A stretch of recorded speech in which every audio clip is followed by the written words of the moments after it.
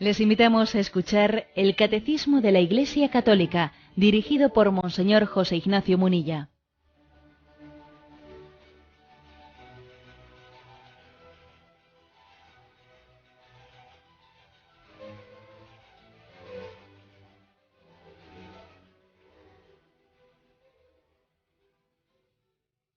Un cordial saludo a todos los oyentes de Radio María.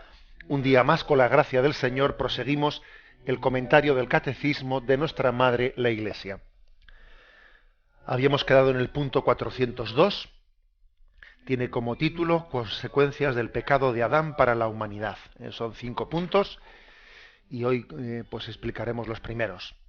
Consecuencias del pecado de Adán para la humanidad. El punto 402 dice así: todos los hombres están implicados en el pecado de Adán.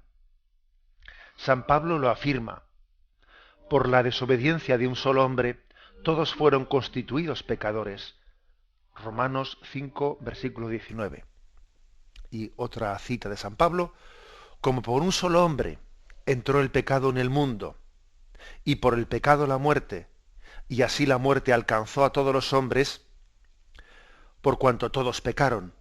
Romanos 5:12. A la universalidad del pecado y de la muerte, el apóstol opone la universalidad de la salvación en Cristo. Y ahora otra cita de Romanos 5:18. Como el delito de uno solo atrajo sobre todos los hombres la condenación, así también la obra de justicia de uno solo, la de Cristo, procura a todos una justificación que da vida. Bueno, como veis, este punto 402 lo que hace es ponernos pues las fuentes bíblicas. En la Sagrada Escritura hay luz suficiente para decir que en ella nos ha sido revelado la existencia del pecado original.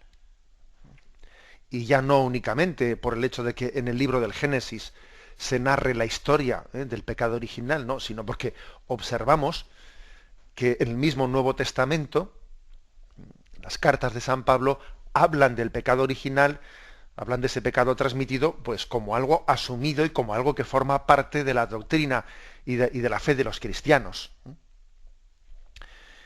Y fijaros una cosa que es interesante. Eso no quiere decir que San Pablo sea capaz de explicarlo todo, no. Lo que aquí se afirma es que nosotros estábamos implicados en el pecado de Adán. Pero claro, yo estoy convencido de que si a San Pablo se le sienta y se le dice: espere, que le vamos a hacer unas preguntas, y usted por implicación, ¿qué entiende? ¿Cómo explica usted que nosotros, milenios después, ¿no?, estemos implicados en lo que hicieron Adán y Eva? Y entonces, ¿dónde está el sentido de la responsabilidad de cada uno, que somos independientes unos de otros, y el sentido de la autonomía del hombre? Y entonces, claro, estoy convencido que San Pablo pues llegaría un momento que nos diría: para un momento. A ver, yo afirmo lo que la revelación nos transmite, pero eso no quiere decir que ese misterio yo tenga la capacidad de explicarlo de una manera racional, plena y completamente. No, es un misterio. Es decir, vamos a hablar del pecado original, intentando dar también, pues utilizando la razón, porque la Iglesia, cuando habla de temas de fe, nunca deja la razón aparcada. No, la razón la llevamos con nosotros. Y la teología es la fe que busca entender. Y como busca entender, utiliza la razón. O sea, no es la fe que renuncia a entender. No, no. La teología es la fe que busca entender. Luego utilizamos la razón. Ahora, no quiere decir que únicamente creamos lo que entendamos perfectamente. Ojo, no. Nosotros creemos determinados misterios que han sido revelados, incluso aunque no tengamos la capacidad de darles una explicación lógica. Porque esa es la revelación. Es que, de lo contrario, la revelación de Dios sería una filosofía. Sería: a ver, yo me adhiero a lo que me cuadra. Si me cuadra plenamente, me adhiero a ello. Oiga, eso es filosofía. Eso no es teología. Porque la teología parte de una revelación, parte de que Dios ha hablado, se ha descubierto, y por lo tanto hay un argumento de autoridad. Hay un argumento de autoridad en la teología que en la filosofía no hay. A otro nivel totalmente distinto, ¿no? Bien, entonces, digamos que vamos a entrar en esta reflexión, pero es bueno que partamos diciendo, ojo, que estamos hablando de un misterio. Y el misterio mm, no quiere decir que sea algo de lo que no podemos saber nada. ¿Mm? No, es una verdad de la que no podemos saber todo, que es distinto. Ahora, bueno, no podemos saberlo todo, pero eso no quiere decir que no podamos saber nada. O sea, es un, una verdad de Dios que, como Dios nos supera, se va revelando, y nosotros tenemos una capacidad progresiva de comprensión. En el cielo, pues la contemplación de Dios y de su misterio, bueno, pues será esa especie de sensación que tenemos aquí, que nos resulta mortificante, porque nos resulta mortificante el no entender muchas cosas, ¿no? Bueno, pues en la visión beatífica del cielo eso no tendrá lugar, ¿no? El hombre se saciará plenamente de la contemplación de Dios, que aquí pues vemos a veces pues borrosa. Algunas veces me habéis escuchado el ejemplo de decir que nosotros cuando estudiamos de pequeños en física, ¿no? Hay tres tipos de cuerpos, ¿no? Los transparentes, los opacos y los traslúcidos. Bueno, opaco es que no pasa nada a la luz. Opaco es cuando no hay fe. Transparente es cuando se ve perfectamente. Es el cielo, la visión beatífica. Pero nosotros aquí no estamos ni en el opaco, porque tenemos fe, ni estamos en el transparente, porque no estamos en la visión beatífica del cielo. Estamos en el traslúcido, que es la fe. Es decir, deja pasar algo de luz, deja pasar la luz, pero no se ve totalmente, no se ve nítidamente la figura. O sea, eso es un misterio. Yo lo compararía a cómo la luz pasa por los cuerpos, no transparentes, sino traslúcidos, ¿no? Es el misterio. Y el objetivo de un verdadero misterio no es ocultar, porque nosotros la palabra misterio suena a ver novelas, novelas policíacas en las que no se descubra hasta el final, vamos a ocultar, ¿no? Aquí a tener una especie de ocultamiento para mantener el suspense. Y al final, a última hora en la novela, se sabe, ¿no? Pues la trama. No tiene nada que ver con esa palabra misterio. El objetivo del misterio no es ocultar, ¿no? Sino es más bien iluminar. El misterio va iluminando, es la luz que va pasando ese cristal traslúcido. Por lo tanto, desde esta perspectiva de lo que se entiende por misterio, bueno, nos adentramos aquí y decimos, vamos a ver, ¿cómo se entiende que el pecado de los primeros padres haya podido afectar a toda la humanidad? Bien, no tenemos una explicación totalmente lógica, pero sí que vais a ver a lo largo del programa de hoy, que vamos a ir haciendo una serie de afirmaciones, pues que en la reflexión que la Iglesia ha hecho, a veces también respondiendo a distintas herejías, respondiendo a errores, con los concilios han reflexionado más, se ha ido descubriendo. Hombre, desde luego nosotros no entendemos esa implicación que dice aquí, implicación que teníamos en el pecado original, al estilo de la novela de Lope de Vega, de Fuente Ovejuna. ¿Recordáis esa obra teatral del siglo de oro español? Pues allí el pueblo de Fuente Ovejuna estaba siendo oprimido por el comendador, y entonces, bueno, pues se rebelan todos frente a ese comendador, y entonces le matan todos. O sea, se le mata. Obviamente alguien tiene que matarle, pero llegan al acuerdo de que cuando les pregunten, todos digan, ¿quién mató al comendador? Fuente Ovejuna, todos a una. Bueno, pongo este ejemplo para que nos demos cuenta de que obviamente no es eso. No es eso. O sea, es decir, no es verdad que nosotros hayamos participado en el pecado de Adán y Eva, pues al estilo de Fuente Ovejuna. No es así.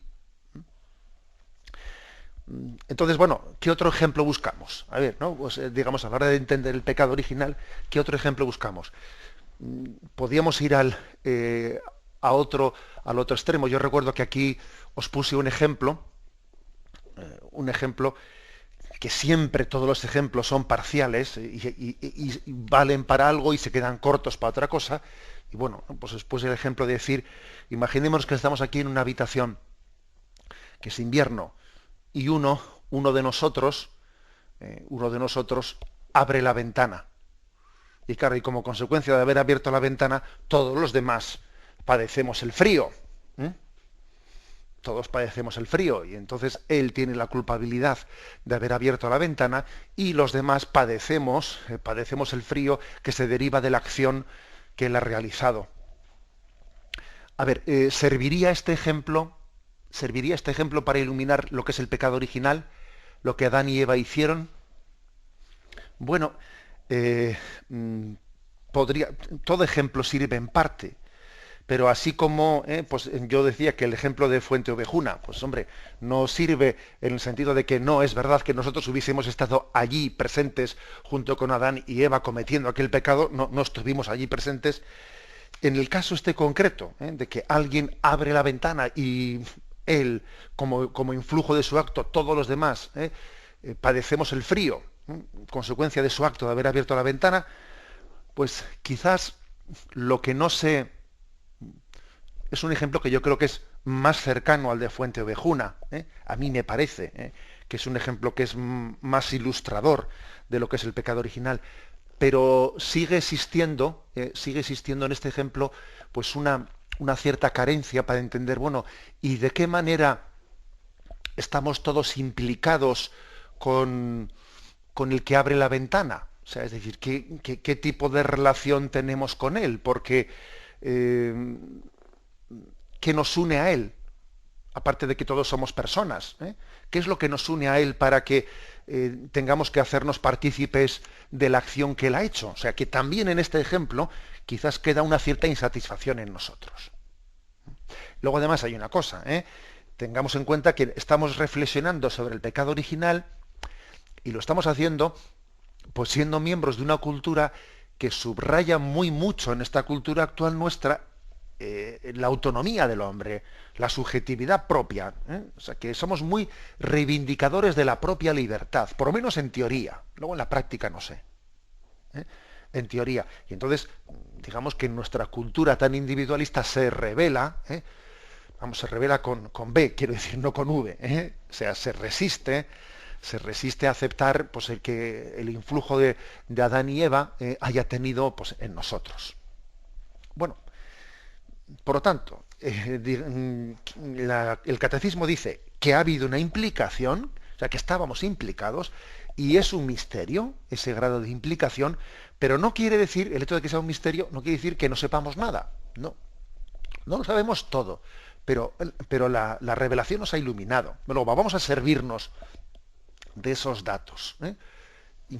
Y los datos que tenemos, y es especialmente San Pablo el que más lo aborda, en su reflexión teológica, es que hemos sido constituidos pecadores por la desobediencia de Adán y Eva. Constituidos pecadores. Con lo cual parece que se está hablando del pecado original como de un estado. O sea, he sido constituido pecador. Leo Romanos 5:12. 5:19. Por la desobediencia de un solo hombre, todos fuimos constituidos pecadores. Por lo tanto, parece que se distingue, luego vamos a hablar de ello, como hace el Concilio de Trento, entre el pecado que uno realiza y el que uno contrae. O sea, yo realizo esto o contraigo un pecado. Un poco en el ejemplo que he puesto antes, no es lo mismo que alguien abra la ventana que contraiga el catarro, que contraiga el frío. Se distingue las dos cosas. Contraer es recibir, recibir como heredado. No que yo mismo lo cometa. No se habla tanto de una responsabilidad personal. No que yo mismo lo cometa. Bien. Otros detalles, dice, como por un solo hombre entró el pecado en el mundo y por el pecado la muerte, y así la muerte alcanzó a todos los hombres, por cuantos todos pecaron, es decir, se habla de que el pecado original nos ha alcanzado a todos y de alguna manera nos ha implicado a todos. Nos ha implicado a todos. Y luego también otro dato concreto de la revelación es que en positivo, esa unión que tenemos entre nosotros, esa especie de destino universal que hace que lo que Adán y Eva realizaron, que el pecado de Adán y Eva nos haya afectado a todos, esa especie de solidaridad del género humano, también existe en positivo, no solo en negativo, porque también por un hombre, por Jesucristo, entró la gracia en todo el género humano. O sea, si el pecado de uno afectó a todos, también la obra de justicia de otro, de Jesucristo, el nuevo Adán. O sea que también digamos, ese principio de solidaridad que afecta, que el pecado de uno afecta a los otros, ese principio de solidaridad también se da en la gracia y en la redención. Es como si se dijese, mira, Dios también, para dar los frutos de su gracia al género humano, se sirvió del mismo conducto por el que el pecado original nos afectó a todos, también se sirvió de ese mismo conducto para que su redención llegase a todos. O sea, como si dijésemos, aquí para lo bueno y para lo malo, pero principalmente, obviamente a nosotros nos interesa para lo bueno, existe una unidad de destino en el género humano. Y estamos, aunque tenemos nuestra propia libertad y responsabilidad personal ante Dios, eso no quiere decir que seamos islas y existe entre nosotros, ¿no? Pues unos vasos comunicantes, que es un misterio que aunque nos supera, también lo podemos de alguna manera constatar, ¿no? Hasta qué punto estamos todos entrelazados en esa unidad de destino. Tenemos un momento de reflexión y continuamos enseguida.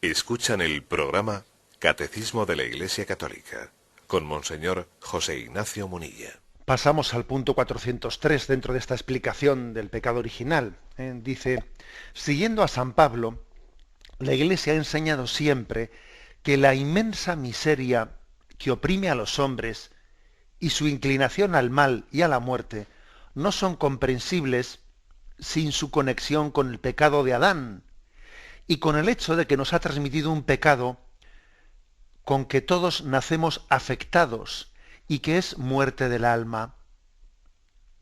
Por esta certeza de fe, la Iglesia concede el bautismo para la remisión de los pecados incluso a los niños que no han cometido pecado personal. Bueno,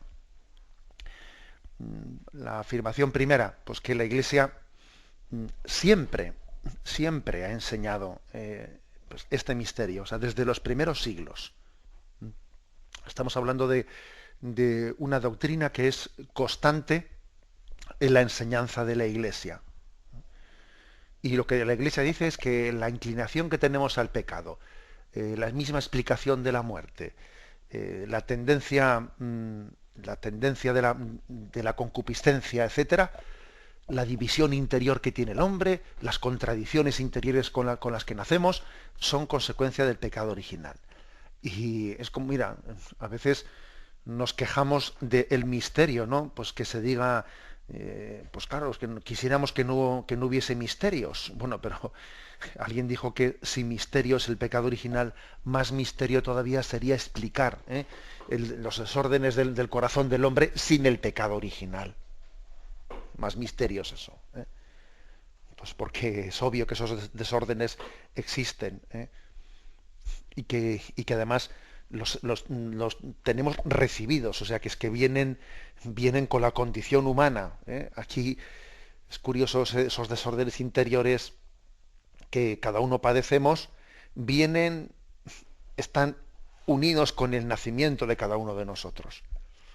Luego, sin misterio es la doctrina del pecado original, más misterio es explicar el hombre, ese tipo de teorías diciendo que el hombre es bueno por naturaleza, pero que es la convivencia la que le da las inclinaciones al mal, etcétera. Mire usted, eso no se sostiene. O sea, la inclinación al mal se da en el hombre solitario y exactamente igual que en el hombre que vive en sociedad. O sea, existe esa inclinación en el hombre solitario, en el ermitaño, en el náufrago que ha vivido solo en una isla, en una tribu que está en un sitio que nunca se ha conocido con la que está en el sitio contrario. Y mira que hay culturas que no han tenido la más mínima relación entre ellas, ¿no? Ni por idioma, ni por distancias, ni por continente. Pero mira tú por dónde que esa tendencia es que es innata en todos nosotros. Bueno, por eso de que el hombre es bueno por naturaleza y es la convivencia nuestra la que nos da la inclinación al mal, eso no se sostiene pues a la hora de confrontarlo. Y además, no es verdad que la convivencia nos haga malos, dependiendo de qué convivencia. Hay convivencias que están bien planteadas como una ayuda mutua para que el hombre crezca en virtud. Dependiendo de qué tipo de convivencia, claro. Por ejemplo, la familia es una convivencia y la familia no nos induce a ser peores, no. La familia lo que hace es ayudarnos a ser mejores. Entonces, que nadie diga que el hombre es bueno por naturaleza, pero es la familia la que le ha hecho malo. No, hombre, todo lo contrario. Es más bien la familia la que nos ha ayudado a minorar la tendencia que tiene el pecado original en nosotros. Bueno, esa es la afirmación. Una afirmación que tiene consecuencias. ¿A qué me refiero con las consecuencias? Pues al tema del bautismo de los niños, del cual se habla aquí. Claro, la Iglesia entendió, si esto es así, si entonces, si eso de que el hombre nace bueno por naturaleza y es la convivencia la que le hace malo, si eso es falso radicalmente, y el hombre nace ya con una tendencia al mal, con una, digámoslo como con un término teológico que es el que utilizan los santos padres, con un cierto influjo de Satanás en nosotros, es decir, que Satanás y sus ángeles tienen un cierto influjo en nuestra tendencia al mal, dentro de nosotros, que así lo explican los padres de la Iglesia, el pecado original recibido y transmitido en la naturaleza como un cierto influjo del poder del mal en nosotros. Bueno, pues entonces la Iglesia saca una consecuencia. Bauticemos a los niños. Bauticémosles porque tenemos que contraponer la gracia de Cristo a ese influjo del mal en nosotros. Claro. La Iglesia tuvo que hacer frente a herejías, y hablaremos de ellas, especialmente pues el pelagianismo en los primeros siglos, en el siglo V, etcétera, ¿no? Que pues aquí uno se cree que tiene alguna teoría moderna y el modernismo en el fondo no es sino resucitar viejas herejías y viejos errores, porque hoy en día se ha puesto de moda eso de por qué hay que bautizar a un niño, que él cuando sea maduro, cuando sea adulto, él decida lo que tenga que... Bueno, se hace ese tipo de teorías, ¿no? Y algunos se cree que está descubriendo el Mediterráneo. No, mira, el Mediterráneo estaba descubierto hace mucho tiempo y eso que tú estás afirmando básicamente pues es una reedición de la herejía de Pelagio del siglo V. Es una reedición del pelagianismo. Claro, que es que en el fondo el pelagianismo lo que hacía era exaltar tanto la libertad del hombre, que negaba que el hombre tuviese ningún influjo ningún influjo del mal del que tuviese que ser preservado por la gracia de Cristo. ¿eh? Y entonces Pelagio pues proponía un hombre que en sí era bueno por naturaleza y que su libertad era plena para poder luchar contra el mal. Con lo cual pues Pelagio venía a decir, ¿no? ¿Qué es eso de que yo me bautice? Lo que tienes que hacer es utilizar bien tu libertad y lucha contra el mal y no seas vago, pues pidiendo ahí ningún tipo de ayuda de sacramento. No recurras al sacramento en vez de luchar tú con tu voluntad frente al mal. Claro, pues porque detrás de esa concepción de Pelagio hay un rechazo, ¿eh? Primero hay una sobrevaloración de las fuerzas del hombre, eso es lo primero. Y segundo, hay una minusvaloración del poder del mal en el hombre y del poder de Satanás en nosotros. Entonces la Iglesia dice, no, bauticemos a los niños, porque tenemos que ofrecerles la gracia libertadora de Cristo. Y precisamente para que un adolescente pueda elegir en libertad, precisamente por eso tenemos que atar corto el poder de Satanás para que no nos impida la libertad en el discernimiento. O sea, queremos que un joven, según vaya él creciendo, sea libre para adherirse a Jesucristo.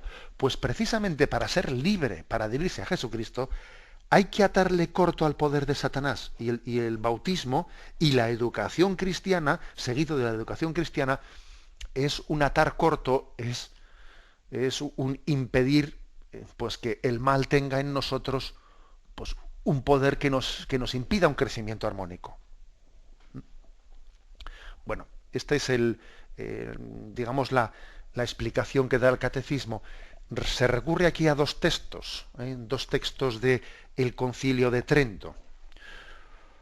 Uno de ellos el 1512, que dice: si alguno afirma que el pecado de Adán le dañó a él solo y no a su descendencia, que la santidad y justicia que recibió de Dios la perdió para él solo y no también para nosotros, o que manchado por su pecado de desobediencia transmitió al género humano la muerte y las penalidades del cuerpo solamente, pero no el pecado, sino que es la muerte del alma, sea anatema, puesto que contradice al apóstol San Pablo.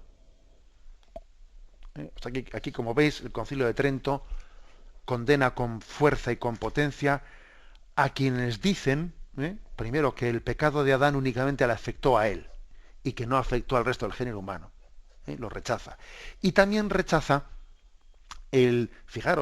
también rechaza a quien puedan decir que, bueno, que únicamente a nosotros se nos han transmitido las penalidades, pero que el pecado original no podemos entenderlo en el sentido de muerte del alma para nosotros. Y dice, no, el pecado original, aunque vamos a ver ahora que dice el catecismo que no es un pecado personal nuestro, sin embargo sí que conlleva no solo penalidades, sino que conlleva una muerte del alma. Así lo dice explícitamente, ¿no?, el Concilio de Trento, muerte del alma. Bueno, más cosas que se refieren aquí al Concilio de Trento. Vamos a ver, el punto 1514 también lo refiere aquí el catecismo.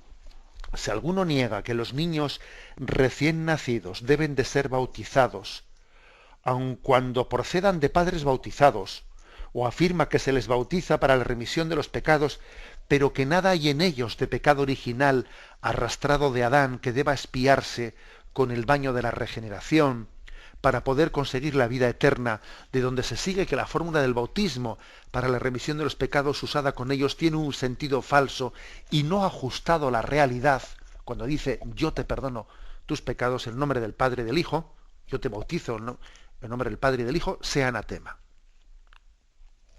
O sea que, como veis, la Iglesia ha defendido la fe en el pecado original, la ha defendido. Y ha habido muchos intentos de ataque a lo largo de los siglos. Luego, que nos cuesta entender el misterio, bueno, pues tengamos paciencia, porque quiere decir que la Iglesia, en su tradición de 2000 años, se ha enfrentado a muchos errores. y las dudas que se nos ocurran a nosotros, pues posiblemente se les han ocurrido a otros antes, y la Iglesia las ha afrontado. Bien, vamos a avanzar en ello. Tenemos primero un momento de descanso.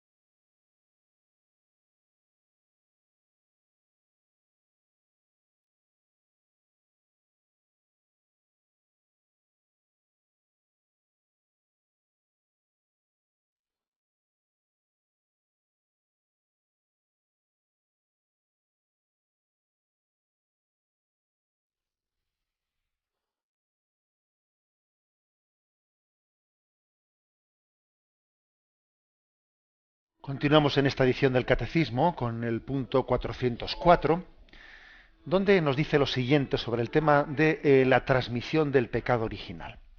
Dice así: ¿cómo el pecado de Adán vino a ser el pecado de todos sus descendientes? Todo el género humano es en Adán, aquí viene pues una frase de Santo Tomás de Aquino, sicut unum corpus unius hominis, que quiere decir, ¿no?, como el cuerpo único de un único hombre. O sea, todo el género humano en Adán ha sido como si fuese el cuerpo de un único hombre.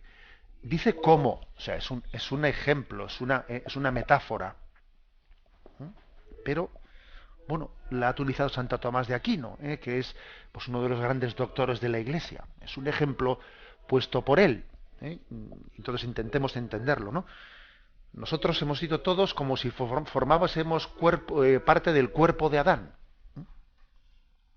Y continúa diciendo: por esta unidad del género humano, todos los hombres están implicados en el pecado de Adán, como todos están implicados en la justicia de Cristo. Sin embargo, la transmisión del pecado original es un misterio que no podemos comprender plenamente. Pero sabemos por la revelación que Adán había recibido la santidad y la justicia originales no para él solo, sino para toda la naturaleza humana.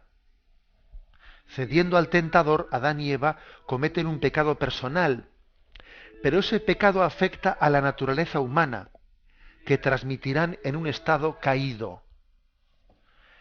Es un pecado que será transmitido por propagación a toda la humanidad, es decir, por la transmisión de una naturaleza humana privada de la santidad y de la justicia originales. Por eso el pecado original es llamado pecado de manera análoga.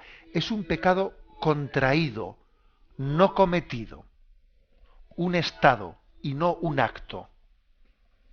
Bueno, aquí como veis, pues este punto del catecismo se ha adentrado más en el intento de explicación teológica. Ha dado algunos pasos más que vamos a subrayar. Vamos a ver, dice: nosotros no entendemos el pecado original, nuestro pecado original, ¿no?, el nuestro, pues como un pecado cometido. No, es un pecado contraído. Por lo tanto, es un pecado en el sentido análogo, o sea, no es pecador en el mismo sentido Adán y Eva y nosotros, no es lo mismo. Porque es que Adán y Eva lo han cometido y nosotros no, nosotros lo hemos contraído. En nosotros el pecado original no es tanto un acto, no es un acto, es más bien un estado en el que yo he nacido, que es distinto. Bueno, ya digamos nos hemos aproximado un poco más. Y para explicarlo, aquí el catecismo dice algo que yo creo que es que quizás es un poco como, bueno, hay yo creo que dos afirmaciones principales, ¿no?, para intentar adentrarnos un poco más en este misterio. La primera afirmación, pues el hecho de que tenemos una unidad en el género humano superior a la que nosotros suponemos. O sea, es decir, que existe una unidad entre nosotros. Fijaros que también para asomarnos a entender esto, como Jesús nos sorprende diciendo: tuve hambre y me disteis de comer, tuve sed y me disteis de beber, pero Señor, cuando decimos esto, cada vez que lo hicisteis con uno, a mí me lo estabais haciendo. También Jesús nos sorprende con una misteriosa unidad con cada uno de nosotros. O por ejemplo, cuando Saulo es derribado, ¿no? Camino de Damasco es derribado, que iba ahí a perseguir a los cristianos, y entonces una voz le dice: Saulo, Saulo, ¿por qué me persigues? ¿Quién eres tú? Yo soy Jesús a quien tú persigues. Yo soy, esos cristianos a los que tú persigues, soy yo. O sea, también hay ahí una misteriosa unión entre Jesús y todos nosotros. O sea que nosotros somos muy individualistas y nos cuesta entender la unidad que existe en el género humano. Este es el primer punto de aproximación, para iluminar el misterio del pecado original. Y el segundo es el siguiente, es decir, tengamos en cuenta que Adán y Eva habían sido constituidos en un estado de santidad y de justicia originales. O sea, es como si, digamos que Adán y Eva tenían en aquel estado del paraíso terrenal, tenían un plus de lo que les correspondía por naturaleza.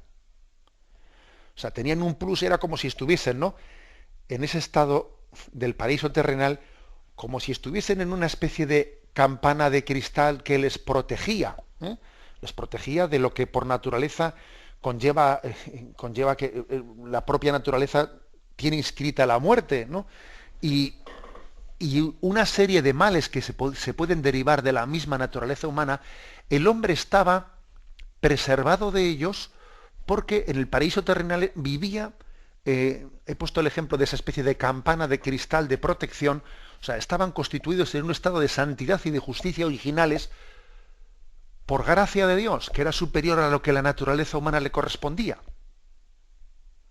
Y entonces el pecado original lo que ha hecho ha sido que a partir de ahí el hombre reciba la naturaleza humana sin esa campana de cristal de protección, que es la del estado de justicia original en el que él estaba, sino que recibamos la naturaleza humana, bueno, privada de ello, ¿no?, tal y como es por naturaleza, y con el influjo del misterio del mal y de Satanás que tiene en nosotros, porque al rechazar, ¿no?, el hombre esa campana de cristal protectora, ese estado de justicia y de santidad, lógicamente el influjo de Satanás en nosotros tiene un efecto muy distinto al que no conseguía tener con Adán y Eva en el estado del paraíso terrenal.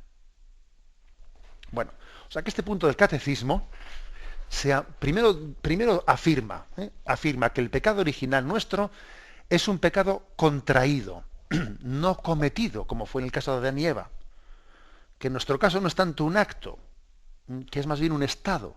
Ahora sí que es verdad que es un estado, lo veremos ahora, es un estado de la muerte del alma. ¿Cómo se explica esto? Bueno, pues desde esos dos puntos de aproximación que os he dicho. El primero, la solidaridad que tenemos para bien y para mal entre todo el género humano. Muy superior a la que nos pensamos desde nuestra cultura individualista y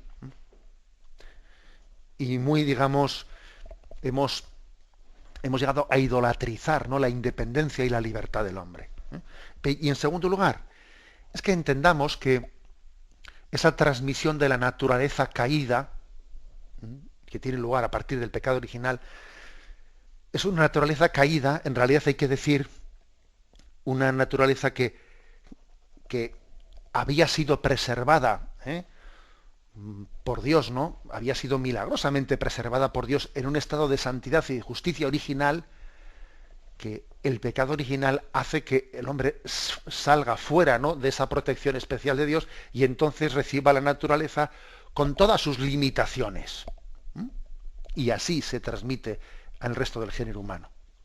O sea, es decir, ese salir del paraíso terrenal, ese ser expulsados del paraíso terrenal, coincide teológicamente coincide con que la naturaleza humana deje de tener ese estado de santidad y justicia original y se enfrente a la crudeza de la naturaleza y se enfrente también a la crudeza de la acción de Satanás en el mundo.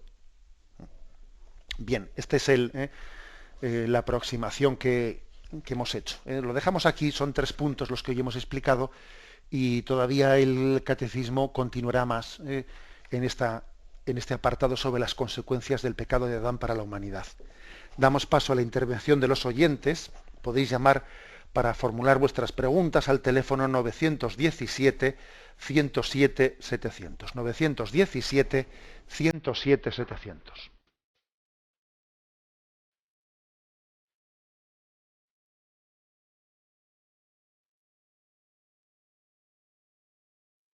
Radio María le ofrece la oportunidad de recibir en su casa sus programas favoritos.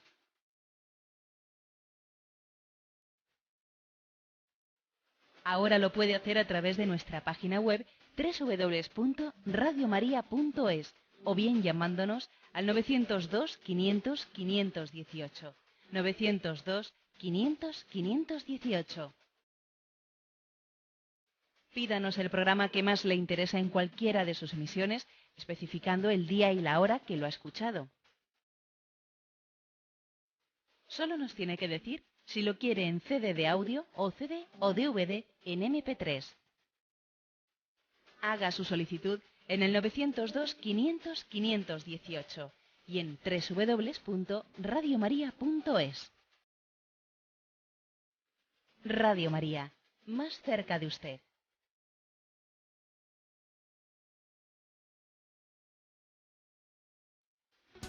Escuchan el programa Catecismo de la Iglesia Católica con Monseñor José Ignacio Munilla.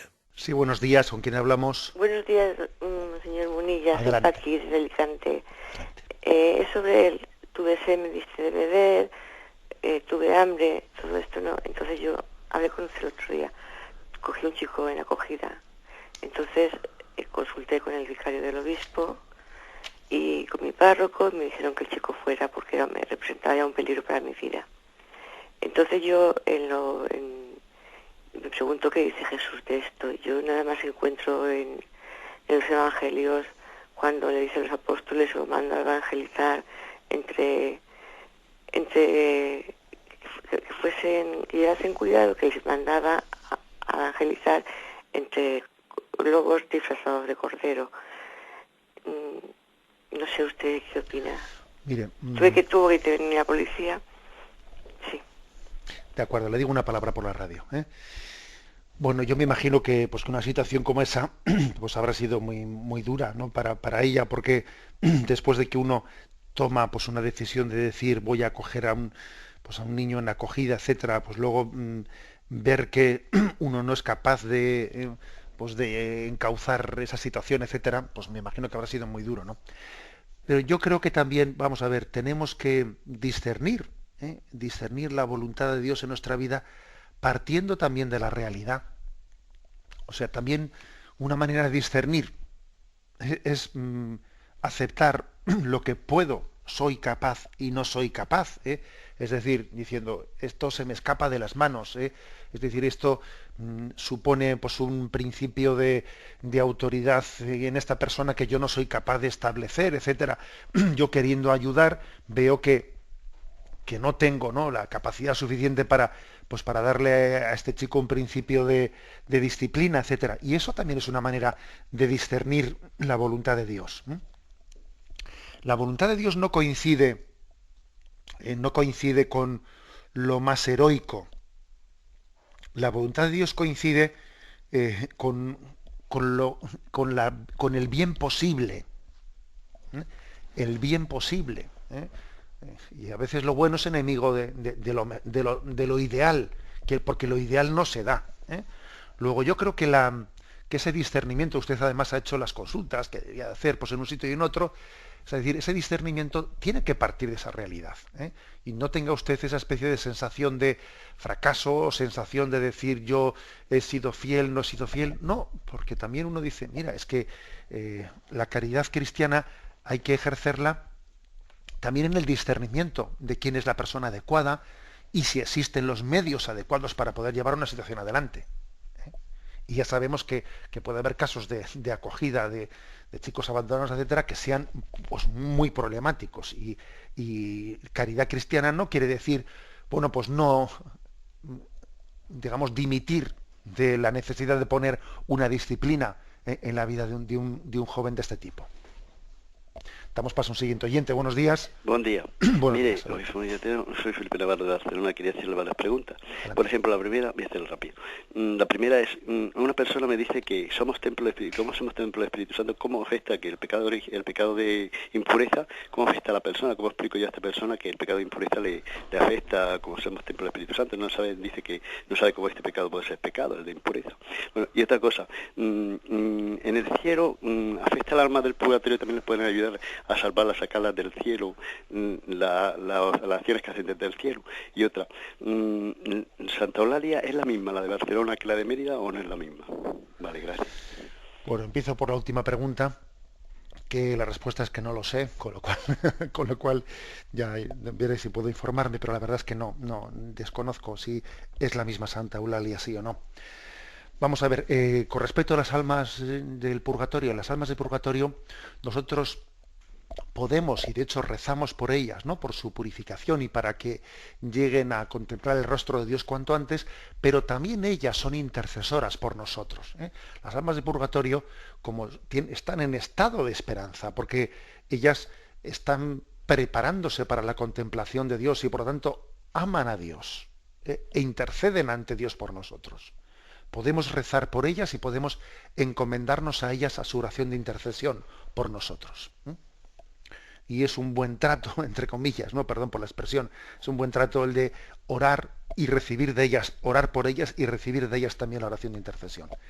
Y con respecto a lo primero que decía, vamos a ver, es verdad que la Sagrada Escritura dice, como argumento, que respetemos la pureza, que respetemos la virtud de la castidad, porque somos templo del Espíritu Santo, ¿eh? Es decir, que yo creo que la manera de explicar esto, de entender por qué la impureza, ¿no?, pues es contraria al espíritu cristiano, porque parece que la impureza, todo lo que ello conlleva, ¿no?, es como si dijese, bueno, yo lo que hago con mi cuerpo no tiene que ver con mi alma. Total, mira, yo puedo tener, pues digamos lo importante es que yo pues tenga unos sentimientos de humildad, etcétera, aunque luego pues con mi cuerpo yo busque mis tubos de escape, etcétera, pero lo que ocurre con mi cuerpo no tiene que ver con mi alma, ¿no? A eso se refiere que hay que desenmascarar ese error, porque somos templo del Espíritu Santo no solo nuestra alma, nuestro cuerpo también es templo del Espíritu Santo. Es decir, estamos llamados todo yo, cuerpo y alma, a la santidad. Y la corporalidad es inseparable de la espiritualidad. En ese sentido yo insistiría de por qué la impureza es contraria a la santidad a la que el hombre ha sido llamado. Nuestro cuerpo está llamado a la resurrección.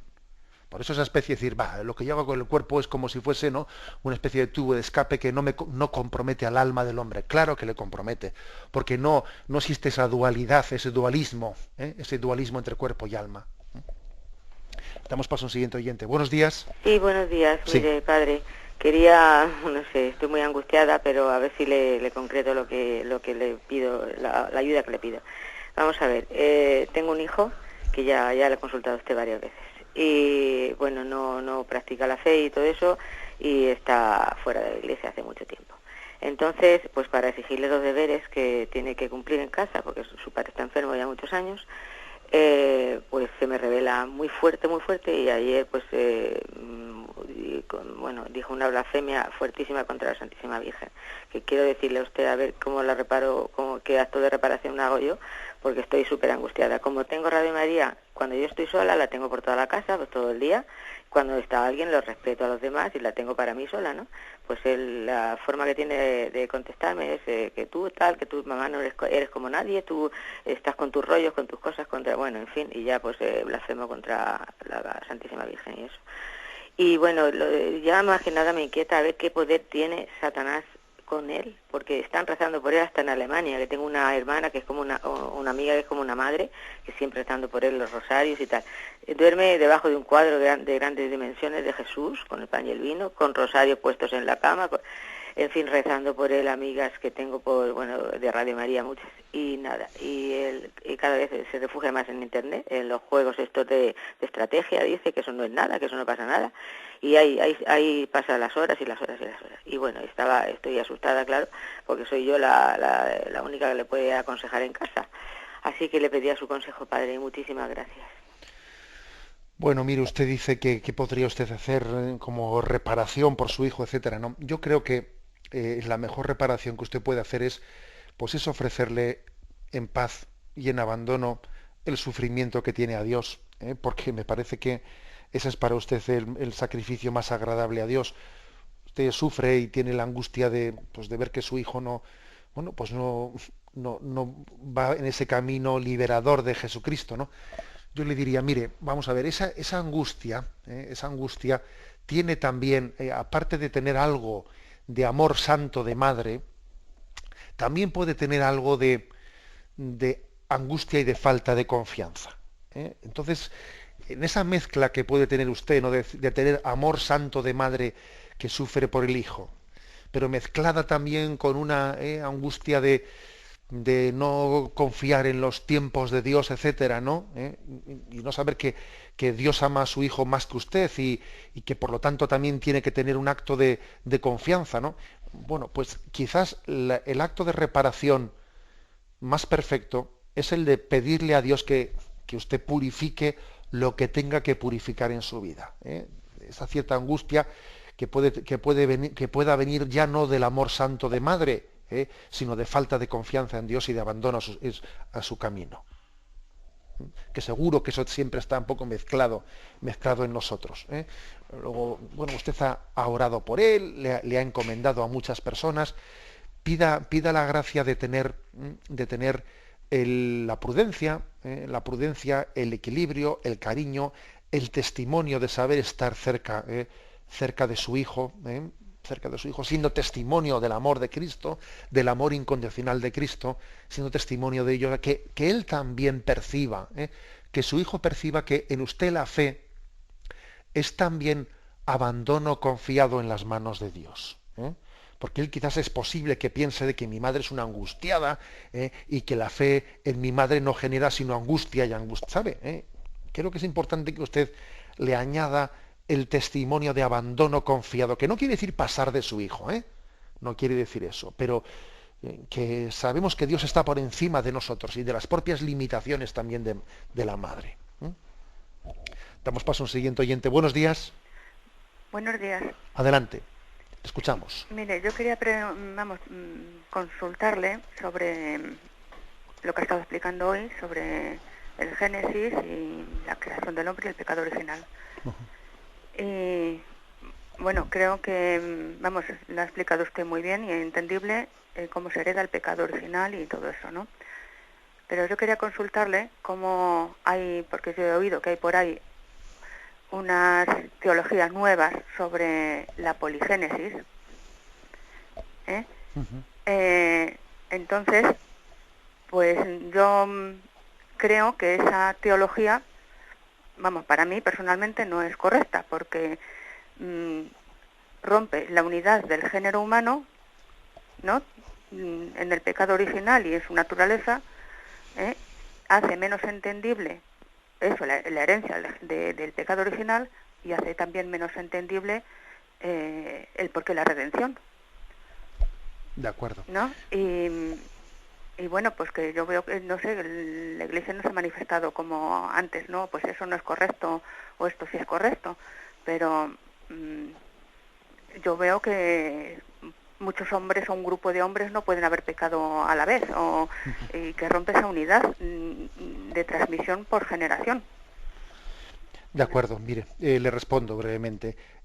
Vamos a ver, es cierto que la Sagrada Escritura, bueno, primero, por si algún oyente igual no ha entendido esa expresión, monogénesis quiere decir que todos provenimos de Adán y Eva, y poligénesis quiere decir pues que la humanidad provenga no solo de una pareja, sino de varias parejas, ¿no? O sea, que Adán y Eva no hubiesen sido solamente 2 personas, sino imaginémonos, pues, 10 parejas de hombres de las cuales provino toda la humanidad. O sea, que Dios, en vez de haber creado una pareja primera humana, hubiese creado 10 primeras parejas humanas. Eso sería poligénesis. Y monogénesis es que únicamente sean Adán y Eva. Bueno, primero decir que la Sagrada Escritura describe el origen de la humanidad como monogénesis, no como poligénesis. Segundo, decir que Pío XII, en la encíclica Humani Generis, fijaros, antes del Concilio Vaticano II, Pío XII, a la hora de hablar de este tema, él se inclina por, o sea, afirma que nosotros, ¿no?, partimos de la monogénesis, primero porque es la Sagrada Escritura, la afirma explícitamente, y segundo por todos los argumentos que usted ha dicho, pues porque es más fácil de explicar como la transmisión del pecado original habiendo partido de una pareja que de 10. Pero, fijaros, sin embargo, hay que decir que Pío XII afirma, ¿no?, el Humane Generis, que siendo eso así, que no sería contrario, no sería contrario a la fe católica si en un mundo determinado, si en una hipótesis, ¿no?, se explicase la poligénesis y se explicase de qué manera pues esas 10 parejas o esas 5 primeras parejas fueron corresponsables del pecado original y todas, de alguna manera, fueron culpables de todo el pecado original y lo transmitieron. O sea, es decir, lo que Pío XII dice es que nosotros nos inclinamos por la hipótesis de la teoría de la monogénesis, pero que no sería imposible que la poligénesis fuese compatible con la fe católica si se explicase de qué manera esas 3, 4, 5 o 6 parejas humanas primeras fueron cómplices del mismo pecado personal.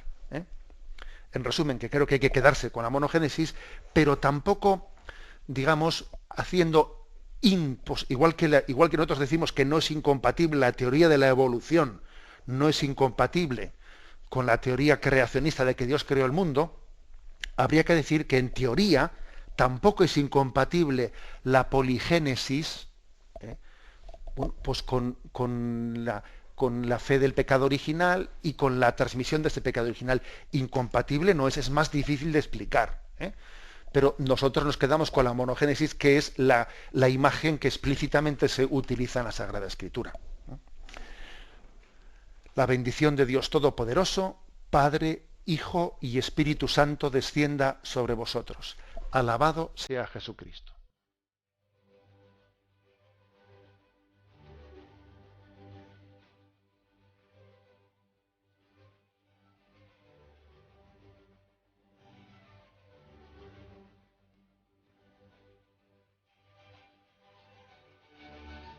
Han escuchado en Radio María el Catecismo de la Iglesia Católica, un programa dirigido por Monseñor José Ignacio Munilla.